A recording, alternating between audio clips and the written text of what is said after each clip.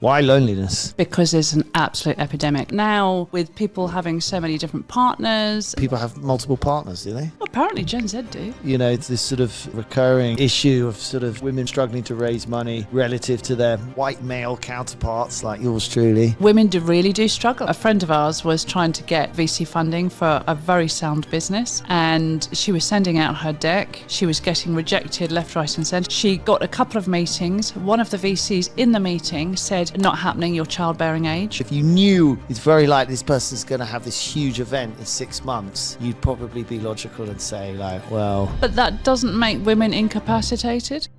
As you say, people's sexual preferences are opening up, people's like what they do or don't like to do, how they like to dress. Only yesterday I was driving along and I saw a man, massive burly geezer, massive dress, you know, lipstick and everything. I mean, it's still, now in London you're like, yeah, good for you. You wear what you want, but you're still like, Jesus, you know what I mean? Because your mind is still rigged up to, is that a massive burly man wearing a dress and makeup? You get in some public situation, you could spot the Brits. We looked very like just living within this quite narrow band. In the Americas there was a guy dressed completely in fur, there was another, it was all orange, and like, you know, orange everywhere, and like people just hanging out. Was that Trump?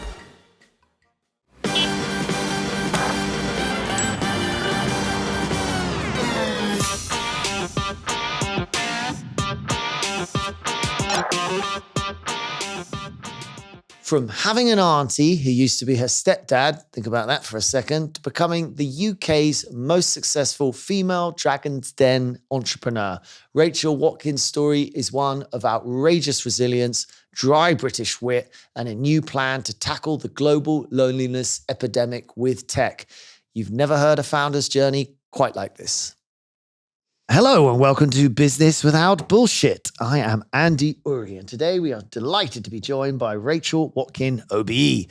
Rachel Watkyn OBE is the powerhouse behind Tiny Box Company, the UK's largest sustainable packaging business and the most successful female-led venture to ever come out of Dragon's Den. From a turbulent childhood and chronic illness to building a £10 million company with Peter Jones and Theo Fafitis, Rachel's story is one of grit, resilience and purpose. A passionate advocate for ethical businesses and women in leadership, Rachel has been honoured with an OBE for her work in sustainability and exports. Rachel, welcome to the podcast. Hello, thank you for having me. So kind of you to paint the room my tiny box blue. Is it? Yeah. This exact colour, this sort of slightly aquamarine kind of blue. Well, we like to keep our guests happy. Quickfire round. We're just going to get to know you a little bit better. You should know the answer to this. Our producer's cueing some music and we're off. What was your first job, Rachel? Strawberry picking. Oh, yeah. Age 7 to 8. I had tiny hands and I could earn really good money per punnet. Oh, wow. You do make the best strawberries too. And what was your worst job? Sticking rubber ends on car aerials, and I got paid a third of a penny per car aerial rubber end. Third of a penny. Wow. Favourite subject at school? Sports. Anything outside. Okay, nice. And what's your special skill? My special skill is definitely I analyse everything. It's also a weakness, but I analyse everything. Isn't that like a curse almost? Yeah, it is, yeah. What did you want to be when you grew up? I wanted to either be a sports teacher or have businesses. Okay. And what did your parents want you to be? Oh, they were all about status, so it was about just being successful. Okay. And what's your, do you do karaoke? No, not if I can avoid it. If you had to, what would be your go-to karaoke song? Well, I've recently taken up singing lessons, so I don't howl quite so badly. And it would be probably Cher, Believe. Do you believe? I now need to hear Cher, Do You Believe? Do you believe? No, I can't think. Do you believe?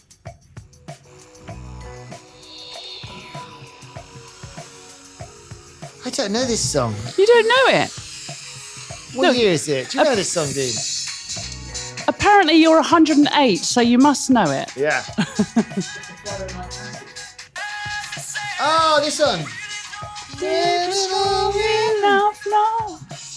Do you believe? It sounds like it's auto-tuned, but it wouldn't be with Cher, probably. Anyway, hilarious, brilliant, love it. Office dogs, business or bullshit? Both.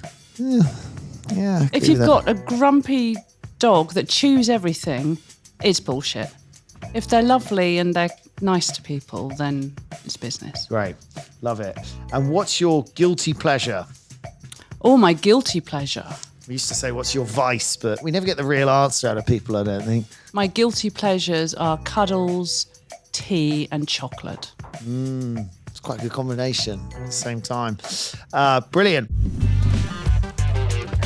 Tell us straight, what are you up to at the moment, or Rachel, sorry? Oh, it's all right. Everybody calls me Rach. At the moment, I was going to say starting a new venture. It's not new anymore. It's a current venture, which is to help tackle loneliness worldwide. Okay, how are we going to do that? Well, it's huge. It's a new app with some hardware, let's say. And yeah, we launch it in September 2026, going out for VC funding at the moment. We'll start next week. Looking for a mere 4 mil to start it. And yeah, bigger than anything I've ever done.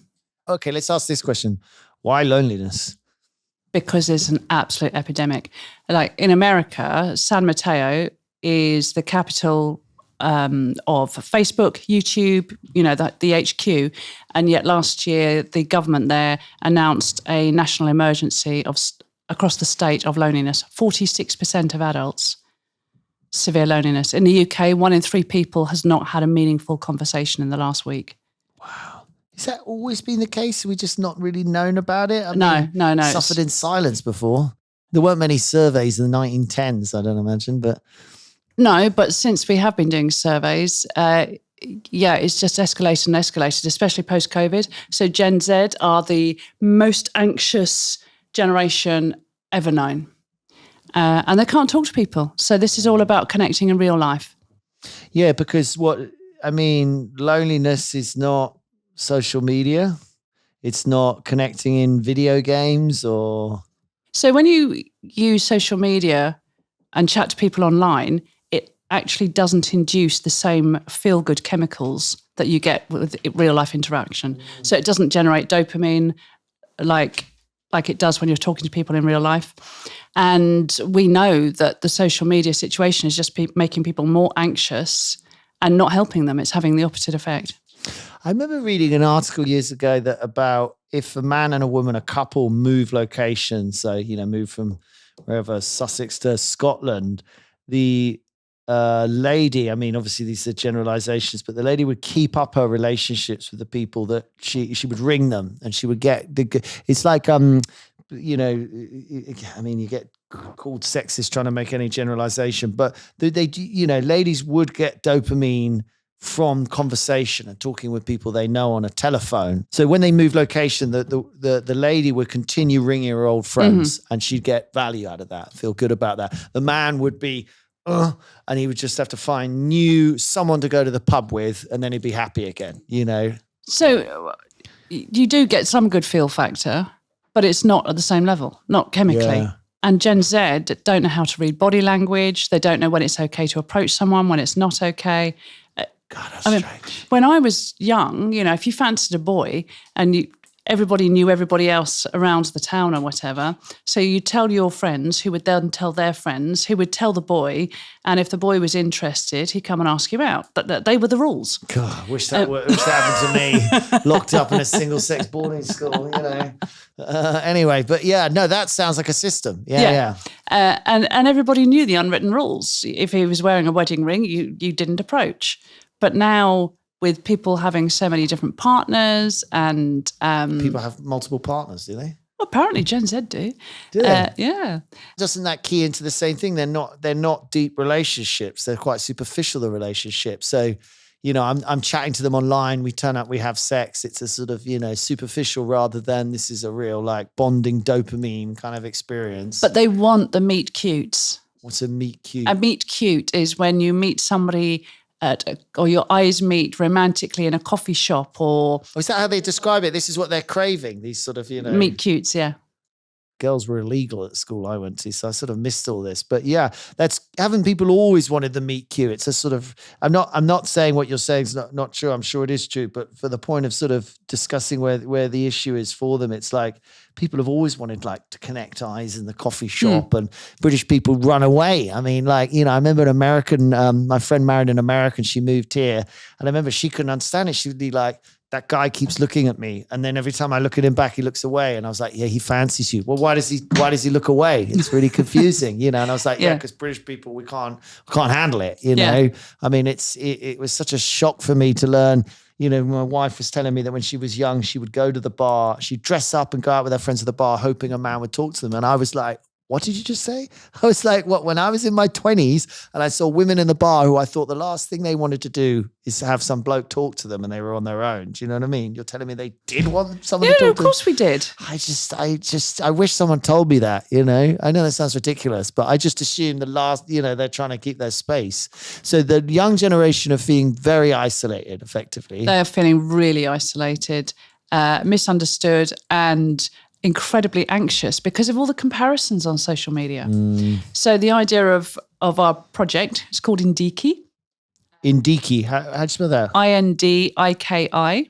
Does that mean something? Sounds like sort of Native American or something, Indiki. It's actually from an Azerbaijani word, and it means to be in the present, to be in the now. So yeah, it's to help people indicate what they're looking for and to give people the courage to talk to each other. Does this resonate with you particularly as a thing, loneliness? So back in 2006, I kind of came up with a very loose idea of the concept. And then dating apps kind of took a big boom. And I was focusing on Tiny Box. So I put it on the back burner. But it was actually my best friend. She lost her husband 12 years ago. He died very young. And she called me up about 18 months ago and said, Rach, the dating apps are effing shit. You're an entrepreneur, sort it out. Bye. Really? Brilliant. So, okay. So I went back to the idea that I'd had and the prototypes that I'd made back in 2006 and reinvented them. So it's actually underneath it, it's dating, effectively. Because that's not going to be the aim of what to make money up. Oh, they just gave you ideas and then you ended up looking at loneliness generally. Yeah, because Gen Z, it's not just about dating. They want meaningful connections. They want meaningful friends. And their idea of dating has changed. It's more about making friends. And if it leads on to something else, then great. But if it doesn't, then we can be friends because they're so much more fluid as well. One day they might want a boy, day they might want a girl. Shocking. but that's the reality of it. Yeah. But what's driving you through all of this? You sound like you've been through a lot. I mean, we had in your intro, you've got childish challenges, cancer. What keeps you going? So I lost my sister about 3 years ago to cancer, 4 years ago. Me too. Did you? 2 years ago. And it sounds really corny, but her dying saved my life because I went for a scan just as a hunch after her getting a terminal diagnosis, paid to have a full body scan, and found that I'd got a 2 centimetre tumour in my lung. What did she die of? Of lung cancer. Oh, wow. So mine was really early. We've got a genetic disorder in our family. Yeah, mine was early. Guy's Hospital removed the bottom third of my right-hand lung, and I carried on living, whereas she died. So I kind of thought, you've just got to make every day count. And I kind of made a promise then that I would make every day count. And I've had so many health issues. What's the option? Do you just... You've had health issues going back in time, have you? Yeah. So you have a choice. You either roll over and let it take over, or you say, right, I'm going to change the world in my own way. Obviously your sister's situation changed you, but this must have been going back longer than that because you've been doing sort of challenging things. I mean, I imagine going on Dragon Den's a bit of a nightmare, but it was in like it's a challenge or whatever. I never applied. You never applied? No. Oh, okay. No, it was my business partner at the time. He was a well-known broadcaster, and he hijacked a radio station, broadcast lots of stuff that he shouldn't have done. What, literally hijacked a radio station? Yeah. Which radio station? I think it might have been Atlantic. I can't remember. What, he just went in there with a gun or a file of or a stick or something? And no, he worked there. Oh. But he was off his head on drugs and alcohol, went in and started broadcasting live in the middle of the night. Love it. I love this man already. Is he still around? Yeah. I'll pick him up. He's now, his stage name is Robin Banks, and he's now the breakfast producer for Radio Oman. Okay. There's no drugs and alcohol there, or limited. Yeah. So he sort of said, "Oh, I'd like to come and work with you, Rach." Big mistake. If somebody asks you randomly if they want to come and work with you, the answer He's is got no. problems taking over radio stations, doing too many drugs. Yeah. Anyway, he started working with me, realised very early on that he missed the lifestyle. He missed working in radio. Didn't know how to get out of it without letting me down, so applied to Dragon's Den and didn't tell me. No way. Yeah. So they called and said, "Oh, we'd like to have you on the show." And he was in the office that day just saying, "Blag it. Make it up, blag it." So I did. Did you what? You blagged it? You made up the business? Was the business existing? The big business did exist, but I was saying, "Oh, yeah, we need more stock, more premises." Oh, really? But you actually went through with the investment, did you? Yeah. That's unusual because normally that, all the stories I always hear is like, yeah, I mean, I accepted it, but, the terms were ridiculous. So, was it, are you allowed, was it good? Was this bad? I mean, so you secured £60,000 from Peter Jones and Theo Paphitis? Yeah, for 40%. Would I do it again? I'm a little bit wiser now. Must have been good for business, all that press. Sales go up? Do you know, because I had such bad imposter syndrome, I didn't do most of the press. So obviously did Dragon's Den, but as soon as it was aired, any opportunities for press or whatever, I turned down. Really? Yeah. You won't find any stories of me, any interviews, nothing, because I just wanted to get on and run the business. Was it a story at the time, this sort of thing about it being still the largest amount a woman has raised on the show? Was that what people wanted to talk about at the time, or was less of a story? It wasn't about the amount of money raised on the TV. It was the fact that afterwards I'm supposedly the most successful that's come out of it. Have you got strong opinions on that, or what, it's this sort of recurring, I guess, issue of sort of women raising money and, various groups, struggling to raise money relative to their white male counterparts like yours truly? Women really do struggle. The latest stats were that female-led businesses, venture capital, funding 1.8 pence in the pound, the other 98.2 pence going to male businesses. What do you think is behind the stats? Because I always find stats quite damaging because it's sort of the immediate. There's a similar one for black people, and for me, that's like the immediate. What, people are racist? It's like, well, I don't think London investors are sitting there saying I won't invest someone because they're black. I just don't. But maybe they are. Maybe there's some doing that, and I'm really sorry if you feel very strongly about it. But I think there's more to it than that. I totally agree. But a friend of ours was trying to get VC funding for a very sound business. And she was sending out her deck. She was getting rejected left, right, and centre. Changed it to a man's name.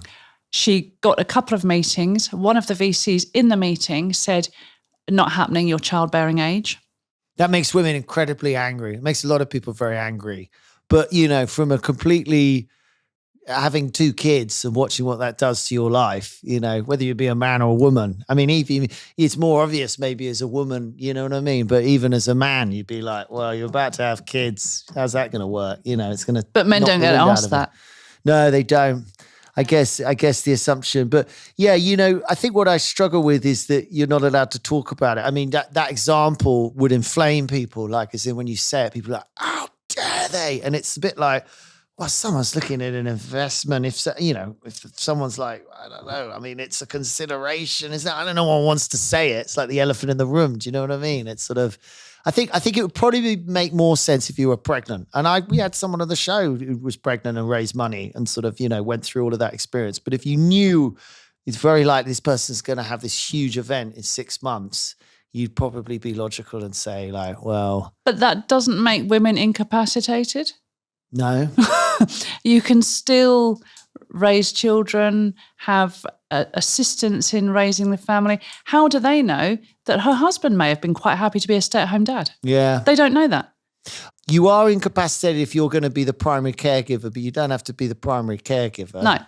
And maybe that's the assumption. You could get a nanny or whatever. I mean, my dear sissy died, but she was always very passionate about this, that her problem though was that she said she wasn't keen, she had kids and stuff, but the narrative that you can do it all, she's like, you can do it all, but not all at the same time. So there is a narrative which is like, you can have kids, you can run it, be a CEO of a business, you can do that. And she would always say, if it was easier for her to say it as a woman than me as a man, but if you scratch beneath the surface, the person who's this dynamic CEO will have loads of childcare somehow. Do you know what I mean? And it's sort of, but the image will be, I'm doing all the childcare and I'm doing the thing. I mean, I'm going down a horrible rabbit hole here that I'll just get shouted at, I'm sure, by people, but is in, just trying to get to the bottom of what it is. So someone's sitting there. Yeah, you're right. They don't have to do the childcare, and it's something you're not really allowed to talk about, But if we're honest, I think you pick on the right one. I think those stats are affected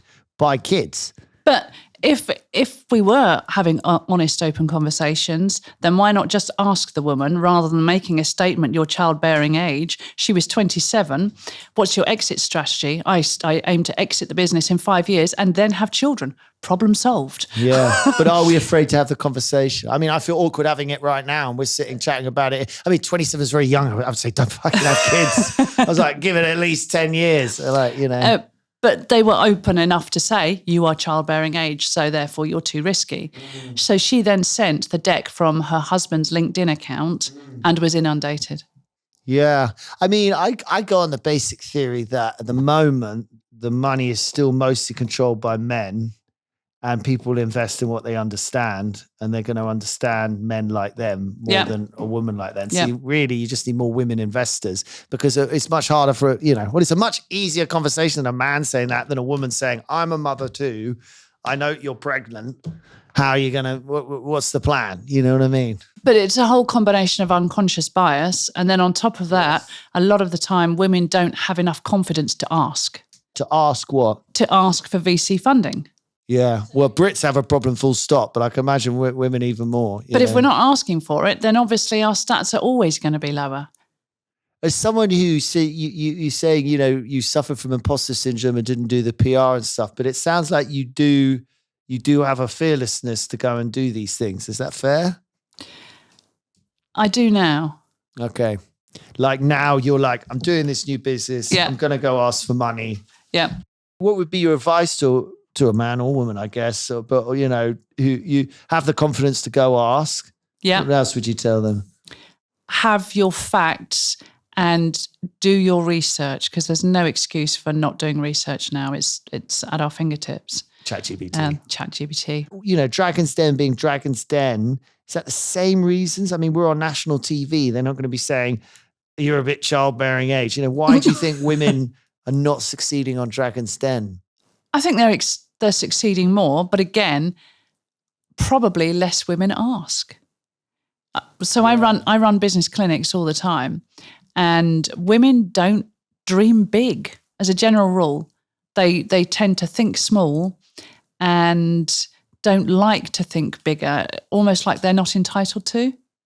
Well, there's a national problem with it. You only need to spend a bit of time in America and you come back. But I agree. I think related to hormones again, men are always trying to attract a mate, aren't they? We peacock effectively. We're trying to show off. Got a lot of ego. Testosterone sort of makes you very sort of like, oh, I've got to impress the ladies. So there's definitely something in that we will think more risky. But also by men doing that, women then automatically assume that the man knows more because he's peacocking. It's not my experience. I think most of it gets seen through by women, but other men might believe they know more. No, in the business world, women think that men know more because they are peacocking. And you kind of think, I mean, the amount of shocking incidents I've had where men have completely talked down to me. Yeah, it's unreal. I get talked down to though, and I wouldn't regard it as a bit sexist thing. I just regard them as arseholes. But it's the way, the sort of language. I mean, what maybe some example or something, or you feel. Okay, so I'm at badminton, and this guy that I've never met before is asking me what I do, and I said, I run my own business. Oh, is that round your kitchen table? I see what you mean. Yeah, those assumptions. Yeah, pure assumptions. And we went to look at a warehouse space where it was a field, an empty field, with estate agents. There's 3 estate agents. I go with my husband and our ops manager. The estate agents stood with their back to me, like literally their back to me, talking to my husband and the ops manager. Lead estate agent then asked a question that they couldn't answer. So husband and ops manager looked at me, and the lead estate agent kind of made a joke of it, but turned around and said, "I'm sorry, who's in charge here?" Oh, wow. So what was the best way to garner respect then? Powerful suits? No. Giant file of facts? I don't need it. You don't need it? I don't need it. So yeah, just don't worry about people acting like that. Yeah. I think to be honest, when I hear stories like that, I'm like, there's a lot of power in people not knowing who you are. Yeah. I think in a way, there's a huge amount of, being people underestimating you is a great position to come from, isn't it? Yeah. So don't bother. So you don't need that respect. Screw it. Yeah, I agree. If they want to think that, that's fine, and so long as I don't get blockages from it. On my business journey, then let them think what they want. But it's taken me a while to get there. I can really imagine the scene too of the sort of men gathering around with the sort of back to the lady about, oh, you brought your wife along kind of thing. Yeah. Well, you look, it takes time to change society. I mean, it's not that long ago.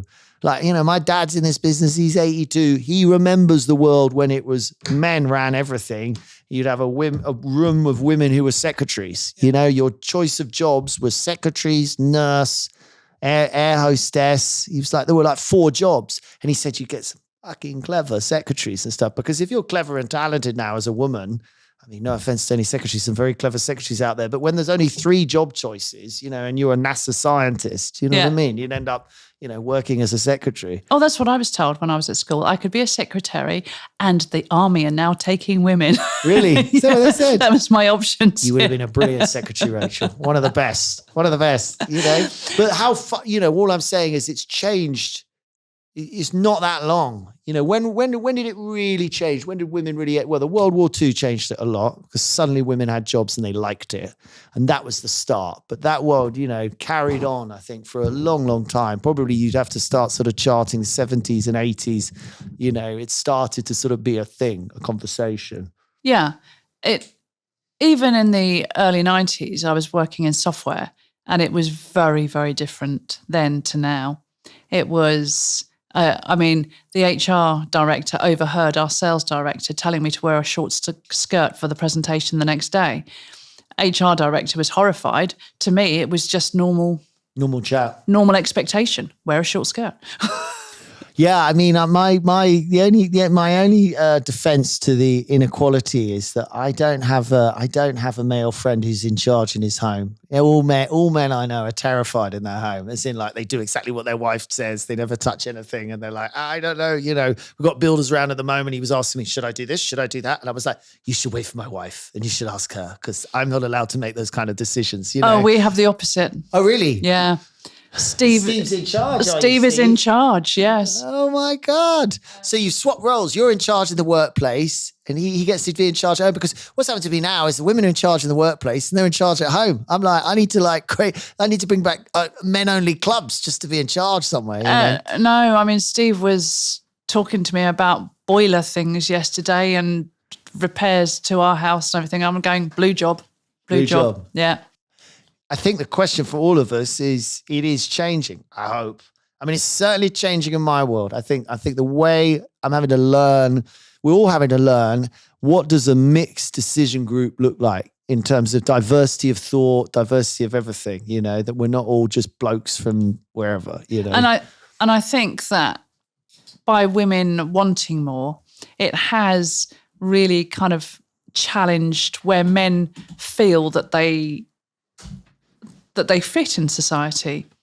So it's probably going to take another 50, 70 years before equity is reached. And on both sides. Meanwhile, as you say, people's sexual preferences are opening up, people's like what they do or don't like to do, how they like to dress, I mean, only yesterday I was driving along and I saw a man, massive burly geezer, massive dress, lipstick and everything. I mean, it's still, now you're like, in London, you're like, yeah, good for you. You wear what you want, but you're still like, Jesus, you know what I mean? Because your mind is still rigged up to, is that a massive burly man wearing a dress and makeup? You know what I mean? That was my stepfather in 1972. Was it? Yeah. Good man. But I love it. It actually was. Really? I love it's just when they're like, if they're a thin little man with a sort of, and you can't quite tell. But when someone's just like, Barry, and they're just like, just some giant. But I'm with Eddie Izzard on it. I mean, I'm a libertarian. Wear what you want, do what you want. Do you know what I mean? Well, my stepfather transitioned in 1972. To a transvestite or to a woman? To a woman. Yeah. Wow. Really early. And that is early. Yeah. And we think it was, if not the first, one of the first divorce cases of two women in the UK. So did he do the op or everything? Yeah, or yeah. Did the whole caboodle? Yeah. Wow. And was reintroduced to our lives as auntie. Wow. And because the first thing they do is hormone injections. Yeah, it didn't go well. Didn't go well. No, had quite a lot of stubble, had to shave every day, still quite a deep voice, and you just couldn't get rid of the giant hands. Can't get rid of the giant hands. Wow, that's an amazing story. So that's your stepdad. Yeah. I mean, not to have to delve into your childhood too much, but these childhood, for the sake of people understanding, is there a ChatGPT summary of your childhood that's relevant to understanding you? I mean, that's interesting in itself, but shouldn't necessarily be the end of the world. But you don't have to talk about it. No, it's fine. I'm being very open about it because I want to encourage other people that come from weird backgrounds that it doesn't define you. No. So yeah, very long story short. My mum was married to James and they had two children. My dad was married to somebody else and had a child. My parents had an affair. I was born and my stepfather looked at me and said straight away, that's not mine because they're all very dark and this is my natural hair colour. So my mum was expecting a marriage breakdown but wasn't expecting him to say, well, actually, I only married you to model myself on you because I want to be a woman. Oh my God! What an unexpected conversational change that is. Yeah. Is she a woman into men or she's a woman into women? Well, this is where it gets complicated. Yeah. We think, because I didn't find out a lot of this until they'd all died. But I think... Oh, they're all gone now. They're all gone, yeah. Oh, bless them. But I think that part of the reason James wanted to transition was because he was in love with my dad, and my dad wasn't gay, but my dad was in love with my mum, who was married. So your stepfather, who turned into a woman, was in love with your dad, yeah, who had an affair with your mum, yeah. And how did they all know they were best friends or something? They all knew each other quite well, yeah. Okay, and he was actually in love with your dad and wanted to transition to a woman to attract him. Yeah. Wow. Menage a trois. But exactly that. But instead of it going the way he planned, my dad then married my mum. Your dad married your mum, yeah. And so he wasn't best pleased about that, I guess. No, he was auntie. And actually the three parents, well, I say they raised us. We got put in a children's home when it was all kicking off. Did social services did it just blow their mind, this situation, rather than your parents were being bad parents? Or it blew my mum's mind. Like, blow my mind. I mean, what a conversational stopper that is. You know? It destroyed her. She couldn't look after us. Do you think there was an element of, because back then there would have been sort of much heavier social shame? Oh, huge social shame. Oh, I'm really sad when shame gets involved. And she had no options because back then, I mean, women couldn't even have a bank account. So she couldn't just leave him. So you couldn't just up and leave your husband unless you had somewhere to go. The thing is, it's back to social conditioning and social shame. Yeah. The tribe will look like this. Man is man, woman is woman. Don't vary. You should be ashamed. You know, the announcement of a child is gay now in London or in the UK, whatever you want to say it, you know, we at least, you know, you hear regularly, oh, I think my kid's gay. And you're not like, oh, what are you going to do? And it wasn't like it was just about the fact that you would worry that the kid would struggle. I mean, that was real, you know, a caring parent would more be like, I'm sure some suffer from such social shame, they disown their kids, did terrible things. But I think a lot of it was like, oh, I don't want you to suffer in life, you know, and you're going to have prejudice coming out your ears. I think you know? so much of it was social shame. Yeah, it's terrible social conditioning and social shame, isn't it? That's what I mean. We need more Barrys walking down the street in dresses. And I'm almost at that stage in London. You see anything some days. You see it actually in America more. And more, if you go to America and you hang out, they're all so wild, you know, if they're into something, they really go for it. Actually, this is a very interesting on our business trip. We had 3-4 of us all from Britain, all like, you know, jeans, shirt, jumper, you know, whatever, just like very conformist. And we get on the subway or you get in some public situation, you could spot the Brits. We looked very like just living within this quite narrow band. In the Americas, there was a guy dressed completely in fur. There was another who was all orange, and like, you know, orange everywhere, and like people just hanging out. Was that Trump? Very good, yeah. No, but you know, you see how in America you're allowed a much wider concept of who you are. And actually, as a British person, it's like, no, we kind of want you to fit in this sort of box. Yeah. So there was an accident outside our house. Somebody got hit by a car. My mum went to go and help. The police came round a couple of hours later to get a statement, saw my stepdad sitting there in my mum's clothes and makeup, which in 1972 was unheard of. And I was on the floor. It was December, and I was on the floor with no clothes on, and I was blue. So I got... Why were you blue? Hypothermia. Oh, wow. So they weren't really looking after you that great. No. So I got taken straight to hospital and spent about 5 weeks in hospital. Hypothermia is cold. Yeah.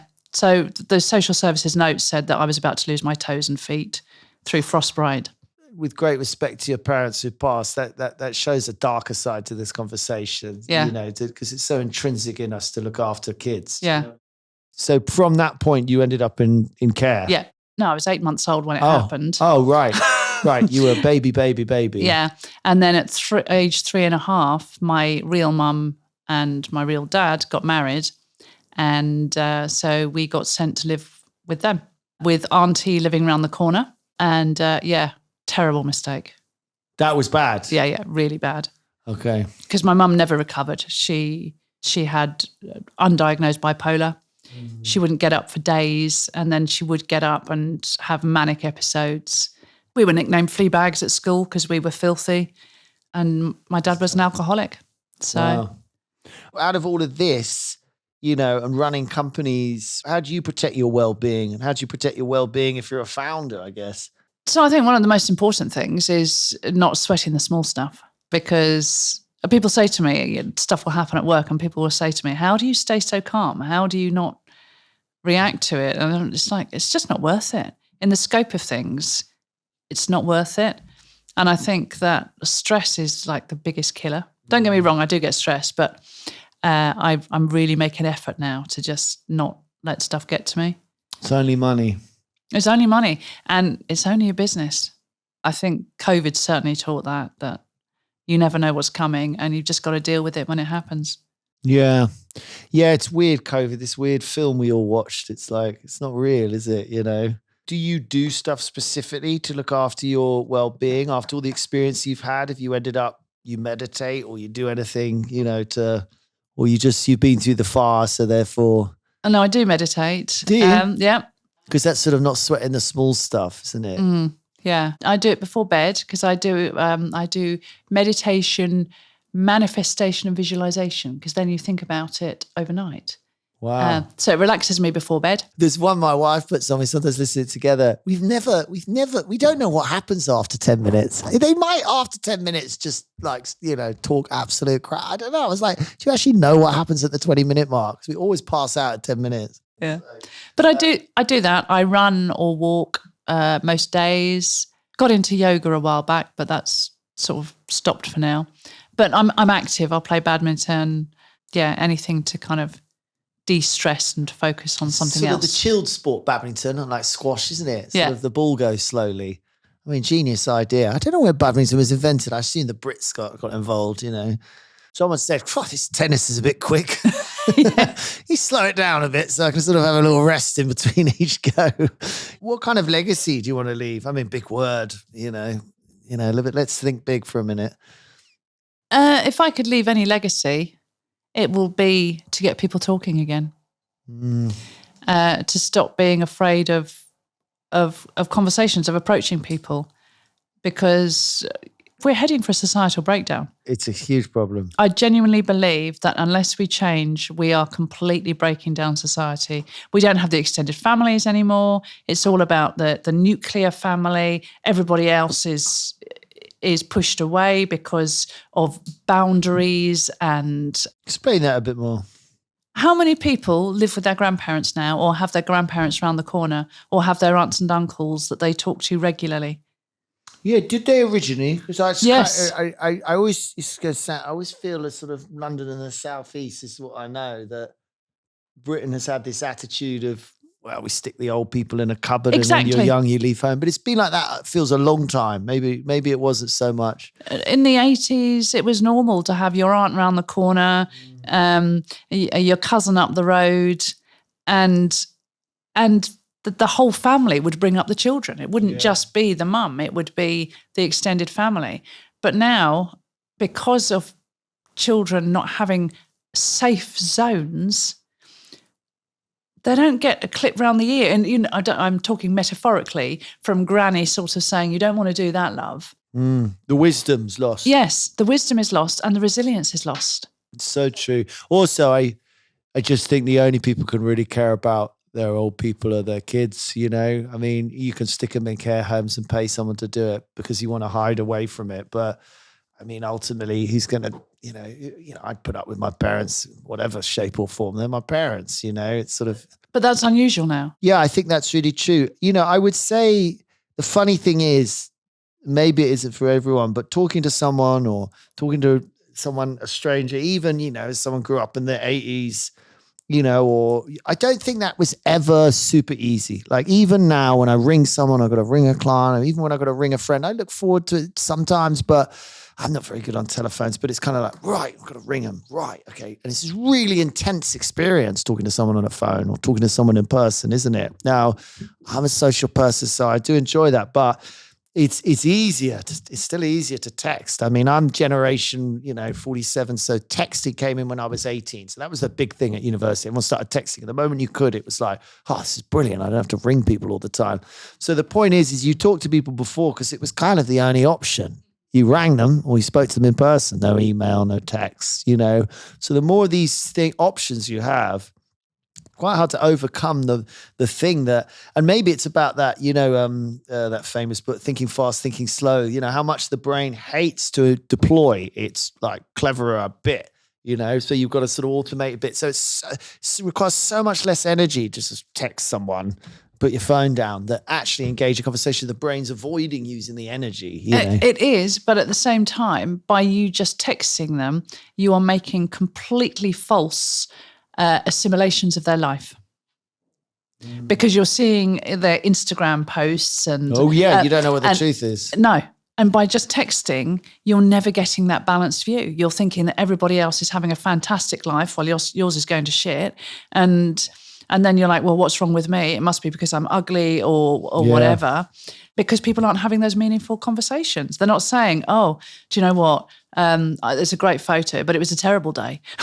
Yeah, it's a real problem, this comparison, because we are built up to, our minds are built to compare. We're looking for successful people to copy. But our minds are built to compare in a small tribe of 200 people, not 9 billion.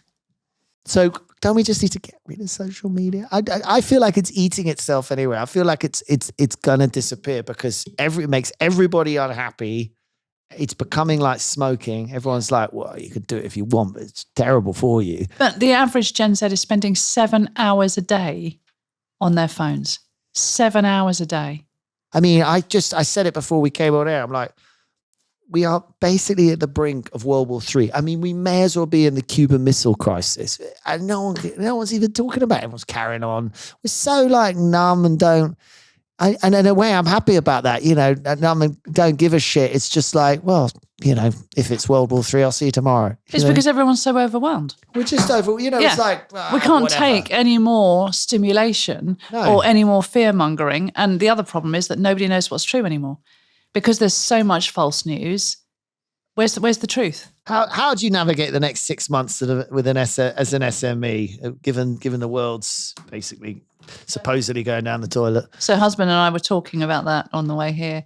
And I said, well, you've just got to hop onto the bucking bronco and hang on for dear life, because there is likely to be more tax raises. We've got the October budget coming up. Oh my God. We're going to see probably national insurance raised again, taxes raised, minimum wage up again. Employment law coming. So what's the incentive other than? I mean, I shouldn't laugh about these things, but so many people have buggered off Dubai to do that business. And I was thinking, well, they're a bit close to World War III now. I mean, they might think Britain's a little bit further away from the nukes. I don't know, I mean, you can't win, can you? But I agree. I think as an entrepreneur, the taxes and the employment law bill, which is madness, like it makes like zero sense. I mean, some of it might make sense, but it's all about having more employees, having more secure employment. But, next October, that's the exact opposite of what will happen. There will be a lot of people getting fired under 2 years. I mean, every business I know will have to look through its list and say, well, if you're not sure about this person. Meanwhile, you got AI on top. Yeah. You got and the irony is too that you make it too difficult. You put the taxes up too much. You just put it in India. Do you know what I mean? I mean, it's like, you can legislate all you want here, but I'll just put it overseas then. Fine. I'll outsource. We've already done that with Indiki. We've got Indian developers. I've got some hope. We had her on the pod. A big up Alex to Pledge, who's an amazing female entrepreneur. She runs something called Resi, and she's just been appointed. She was telling me on the pod, she's friends with Rachel Reeves. She's now Rachel Reeves' personal entrepreneur advisor. Oh, okay. And she's fantastic, absolutely fantastic. Bradford, cut the crap, she's like, she was saying, look, the deregulation stuff's good, but the other stuff, but she was like, you got to remember, Rachel Reeves is in a cabinet. The top 25, not one of them has ever worked in a business other than a bank. What were we thinking? Diversity, because they're all career politicians now, because no one else wants to do the job, But none of them have been honest about their past either. What's been your biggest failure in work, and what did it teach you? My biggest failure to date has probably been Know the Origin, which is a clothing and lifestyle brand. And we hit the market at the wrong time. When we first looked at it, there was a big niche there. But by the time we got our act together, it was post-COVID. Nobody gave a damn about the environment anymore. And it was all about cheap, cheap, cheap. Okay. So, and I didn't listen to my gut. I was easily swayed by team members rather than standing my ground. That was the biggest lesson. Yeah, I know what you mean. You end up listening to people. Yeah. Because people all tell you they tell you why not to do it. So you start adapting, don't you? Yeah. So if you've got a vision, stick to it. Exactly that. Yeah, I had this yesterday. We were designing the logo for Indiki with a brand consultancy, and we ended up with a purple logo. And I just wasn't convinced, but everybody in the team was like, oh, it's the right colour to go. And I said, I don't know. But anyway, we settled on purple. And then it was my EA yesterday, or ex-EA yesterday, that said, it's not the right colour, Rach. Yeah. You're not helping. We've chosen purple. And she said, well, which one did you like? I said, well, I liked the orange. She said, send it over to me. She's like, it should be orange. Yeah, Forget orange is good. So we're having this argument. And the front doorbell goes. Steve says to me, what have you ordered now? I'm like, not guilty. He comes in with a giant parcel and somebody had sent me an orange tree. Completely unrelated. Wow. The universe works in marvellous ways, doesn't it? God's like, well, let's just seal this deal. What's the best piece of advice you were given? To talk about my journey rather than hide or be embarrassed by it, because it gives other people courage. Finally, top tips for founders and entrepreneurs. Do your homework and then take calculated risks. Take that leap of faith, but making sure you've done your homework. Black swans. Look for black swans. What are black swans again? Black swans are movements as opposed to a new product. Like Google. Google was a movement. It changed the way people researched. Amazon was a movement. It changed the way people shopped. Yeah. Okay. Look for them and do what about them, and react to them effectively. Yeah. or look for your own movement? Look for your own movements, because then you don't have the same competitors in that area. Any others? One for luck? Always trust your gut. Yeah, always if you trust can hear it. Yeah, but you need to take time to be able to listen to it. Meditation helps, maybe. And just having the courage to stand by As your you get older, convictions. it gets much easier. Yeah, you care less about what people think, don't you? It just gets louder too. It's just like you can literally sort of psychologically go, what's that saying? Oh, I was saying don't do it. You know. Well, I didn't hear it very loudly yesterday until the orange tree turned up. Okay, so we're going to play a little game here. We call it Business or Bullshit. Okay. We are going to name some terms. You need a paddle. Grab the paddle. Okay. Hold the paddle up, nice and clear. Business, bullshit. Love it. We're going to name some terms, and you need to tell us whether you think it's business or bullshit. We can discuss. We all clear? We good? Mm-hmm. Okay, so just an easy one to warm up with. The Labour government. Business or bullshit? Bullshit. Yeah. Feelings? I'm embarrassed to be a woman with some of the people in high Labour power right now. Really interesting. And maybe going back to our point that none of them have ever been in business. I mean, surely have a business secretary who's been in business or something. Watching that interview with Angela Rayner about housing, absolute car crash. She says to the interviewer, there isn't a shortage of housing in the UK. What? And he's going, what? Well, then why are you committing however many billions to building houses? And she just couldn't answer the questions. It was a car crash. Oh, I haven't seen it. I did look up Angela Rayner and read all about it, but I mean, I have to say, she does appear to have can I say that, a chip on her shoulder was my reading of like her situation. Like she seems to have a slight axe to grind and anger almost, you know. Did you not see her in Ibiza whooping? Was she whooping? What was she whooping? She was in the DJ box at some club in... You're allowed to whoop in a DJ box? Yeah, just don't put it on...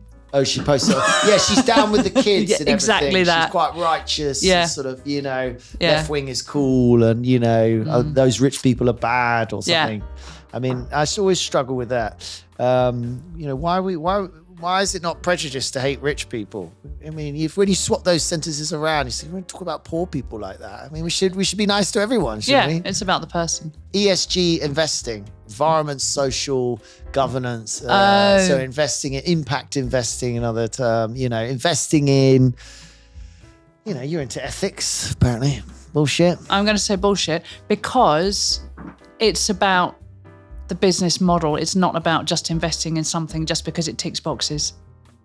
If it's a sound business model that has huge social or environmental impact, then great, but not to tick boxes. No, I agree. I think that summary is so good. We're going to move on. Corporate social responsibility, same kind of thing. More bullshit. Yeah. More bullshit. Yeah. Because if you're an ethical company, you don't need to be told. You'll do it anyway. And again, it's a tick box exercise. People are doing stuff just to be able to tick boxes, but as a result, they're lying about it. You know, the amount of greenwashing. I won't name the brand, but a large brand a few years ago were advertising their lovely new organic cotton range of clothing, a huge range. And I was like, how are they managing that when we know that there's a bit of a shortage of properly certified organic cotton at the moment? So I did my research. It turned out that they had certified it themselves. Oh, wow. There's so much of that in the cosmetic skincare industry. Of like, you know, 98% of people felt they looked, you know, younger. 2 weeks later, it's like they got a free sample. If they tick a box there and they think they look younger, they get another one, you know. So whilst I think it's really important to do it, meaning it, just telling customers or companies to do it, to tick boxes that they then lie about is just... It's irritating, isn't it? It's completely wrong. Crowdfunding? You done any crowdfunding? I haven't done any crowdfunding. Well, that's a tricky one, isn't it? I mean, I'm going to say business because it has allowed some great businesses to start. But again, depending on the crowdfunding that you do, a lot of people are mistaken in that they think that they've got a share of the business and they haven't at all. It's they might get a free ticket or a free sample or whatever, but yeah, it's a tricky one, but it's helped a lot of businesses.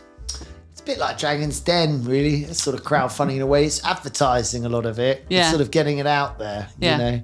Best way I've seen people use it is just to have it as you go out and you raise money, but you use a crowdfunder to say, well, if you're interested, here's the link. You can put in $1,000 or 10 grand, whenever you want, you know, just do it. And then people get that sort of shopping experience, sort of dopamine, like, yeah, I'm in. Equal paternity leave. Touched on this earlier. Ooh, thought we'd be just bang in there. What, you thought I'd be like straight away, they must have it. Can't trust men with much though, can you? It's a really hard one because so much of things like statutory sick pay and everything else like that, people assume that all of the brunt of it falls on the government, and it doesn't. It falls on the businesses. So even with maternity pay, the company has to pay, the first 6 weeks? Company pays, unless the company's less than 10 people or something, then the government pays it. But yeah, something like that. So again, it's falling onto the company. It does fall onto the business to pay it.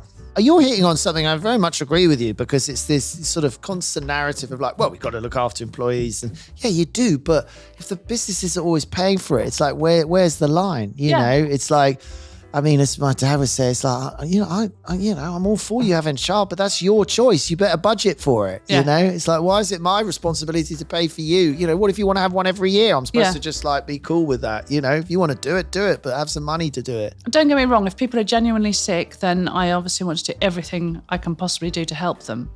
But people in the company and whoever you ask that are just employees genuinely believe that the government pays for it. Yeah, they probably do. They don't understand that it's coming out of my pocket, Steve's pocket, your pocket. Great point. And then they're like, well, no, that's why we pay national insurance. Yeah.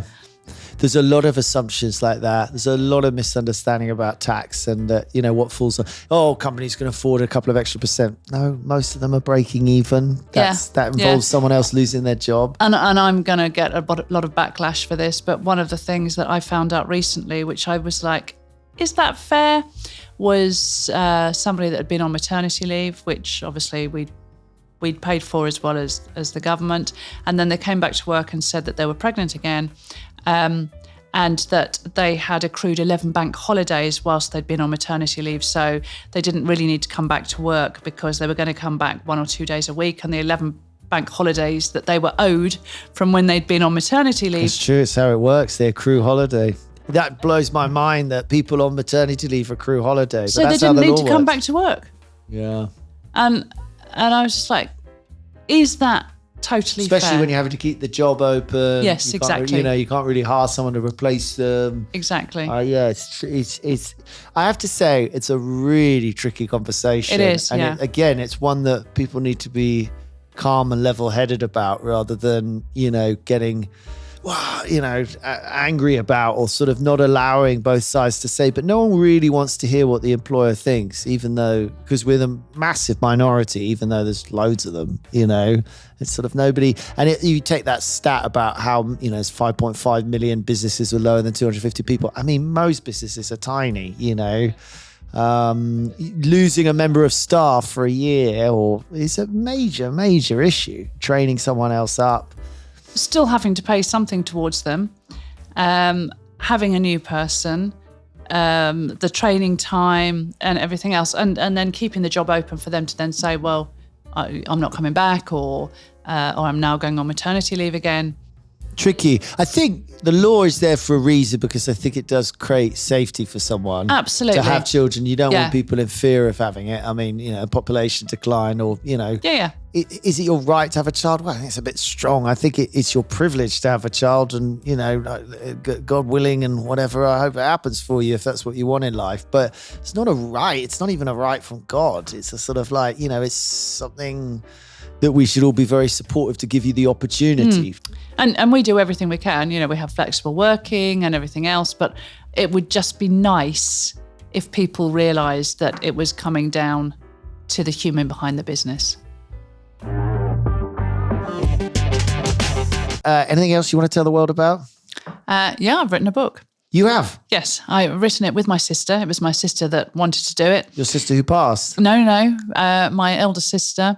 Her dad was the one that transitioned. Right.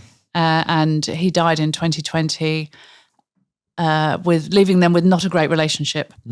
And so she was angry and said, let's write a book. The people need to know the truth. So we've got a deal with Hachette. Great. And it comes out next year. Brilliant. It's got a name? Or? Yeah, it's called The Baronesses. And it's very scary, but exciting. What a great way to deal with such a complex situation, very cathartic. I don't think there's anything better. I mean, I do it through music, but to write it all down, get it all out, get it out all on paper. You literally can close the book on it, put it on the shelf and be like, I've dealt with it, Anyway, good for you. But to get a major book deal was unexpected, but great. I imagine you blew the doors off once you started telling half the story. They were like, give her the deal. Brilliant. You've been absolutely brilliant, Rachel. Thanks very much. Thank you for having me. Yeah, what would be the best thing to look up for you, or if they want to find out more about you, or what do you want them to look up? They can look up Tiny Box Company or Rachel Watkyn. I've got my own website. Yeah, Watkyn spelled Watkyn. Yeah. I love it. OBE. Great stuff. So thank you very much. There you have it. That was this week's episode of Business Without Bullshit. We'll be back next Wednesday. Until then, it's ciao.